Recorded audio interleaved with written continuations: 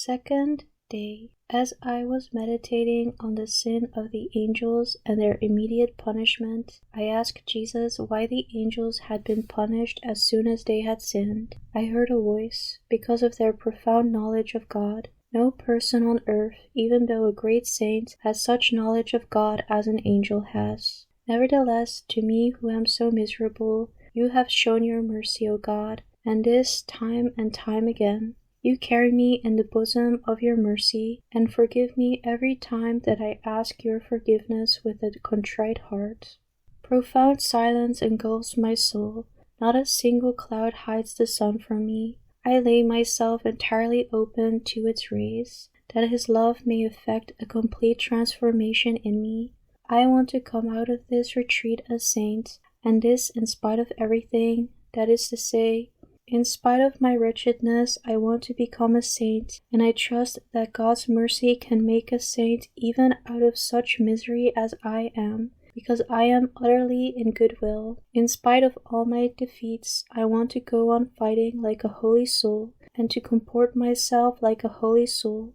I will not be discouraged by anything, just as nothing can discourage a soul who is holy. I want to live and die like a holy soul, with my eyes fixed on you, Jesus, stretched out on the cross as the model for my actions. I used to look around me for examples and found nothing which sufficed, and I noticed that my state of holiness seemed to falter. But from now on, my eyes are fixed on you, O Christ, who are for me the best of guides. I am confident that you will bless my efforts. In the meditation of sin, the Lord gave me to know all the malice of sin, and the ingratitude that is contained in it. I feel within my soul a great aversion for even the smallest sin. However, the eternal truths I have been meditating on do not bring even a shadow of disturbance or unrest into my soul, and although I take them very much to heart, my contemplation is not thereby interrupted.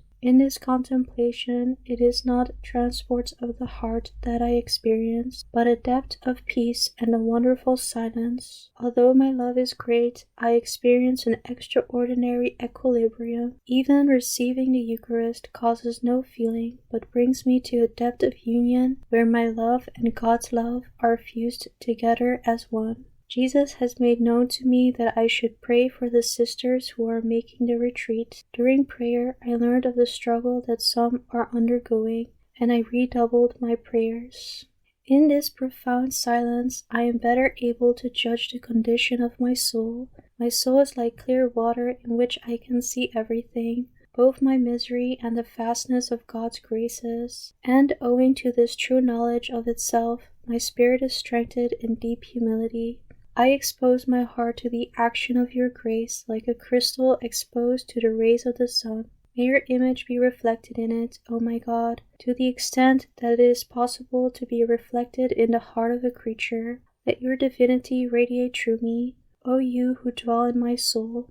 As I was praying before the Blessed Sacrament and greeting the 5 wounds of Jesus, at each salutation I felt a torrent of graces gushing into my soul, giving me a foretaste of heaven and absolute confidence in God's mercy. As I write these words, I hear the cry of Satan, "She's writing everything, she's writing everything, and because of this we are losing so much. Do not write about the goodness of God, he is just." And howling with fury, he vanished. O merciful God, you do not despise us, but lavish your graces on us continuously. You make us fit to enter your kingdom, and in your goodness you grant that human beings may fill the places vacated by the ungrateful angels. O God of great mercy, who turned your sacred gaze away from the rebellious angels and turned it upon contrite men, praise and glory be to your unfathomable mercy. O God, who do not despise the lowly heart. My Jesus, despite these graces which you send upon me, I feel that my nature, ennobled though it be, is not completely stilled, and so I keep a constant watch. I must struggle with many faults, knowing well that it is not the struggle which debases one, but cowardice and failure.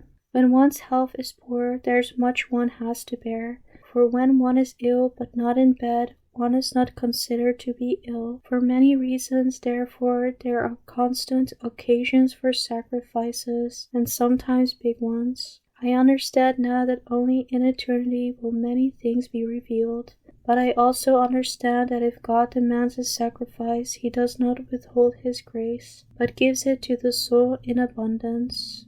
My Jesus, let my sacrifice burn before your throne in all silence, with the full force of love, as I beg you to have mercy on souls. Third day. In the meditation on death, I prepared myself as if for real death. I examined my conscience and searched all my affairs at the approach of death, and, thanks be to grace, my affairs were directed toward that ultimate goal. This filled my heart with great gratitude to God, and I resolved to serve my God even more faithfully in the future. One thing alone is necessary, to put my old self to death and to begin a new life. In the morning, I prepared to receive Holy Communion, as if it were to be the last in my life, and after Holy Communion, I brought before my imagination my actual death, and I said the prayers for the dying, and then the De Profundis for my own soul. My body was lowered into the grave, and I said to my soul, "See what has become of your body, a heap of dirt teeming with vermin. That is your inheritance. O merciful God, who still allow me to live, give me strength that I may live a new life, the life of the Spirit, over which death has no dominion." And with that my heart was renewed, and I began a new life while still here on earth, a life of love of God. Nevertheless, I do not forget that I am weakness itself, though I do not doubt even for a moment that I will obtain the help of your grace, O God. Fourth day. O Jesus, I have been feeling extraordinarily well, close to your heart. During this retreat, nothing disturbs the depths of my peace. With one eye I gaze on the abyss of my misery, and with the other on the abyss of your mercy.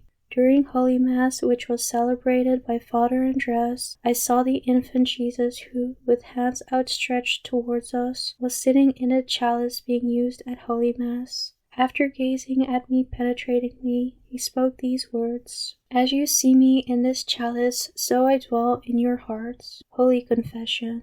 After giving an account of my conscience, I was given the permission I asked for to wear the bracelet for half an hour every day during Holy Mass, and in times of difficulty to wear the belt for 2 hours. Father said, "Sister, persevere in this great faithfulness to the Lord Jesus." Fifth day. When I entered the chapel this morning, I learned that Mother Superior has had some trouble on my account. This hurt me very much. After Holy Communion, I leaned my head on the most sacred heart of Jesus and said, "O my Lord, I beg you, let all the consolation that I am experiencing through your presence in my heart be poured out into the soul of my dear Mother Superior, who has had some trouble because of me, and this involuntarily on my part." Jesus comforted me, saying that both our souls had benefited from this, but I begged the Lord to deign to spare me from being the occasion of anyone's suffering,